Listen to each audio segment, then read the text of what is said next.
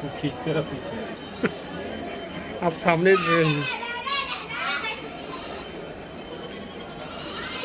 मंदिर चत्वर का व्यू देखते रहिए।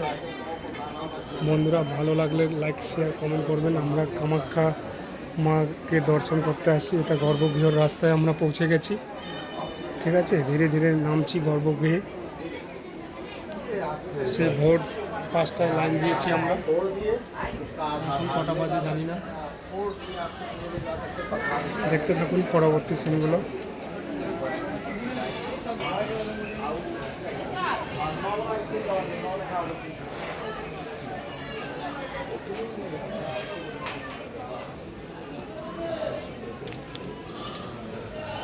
डाला ठाला ले लिया हम लोग, शहरों सामने है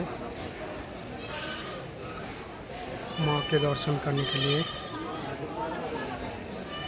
अच्छे बोली पाटा मनीष एखाने बोली है।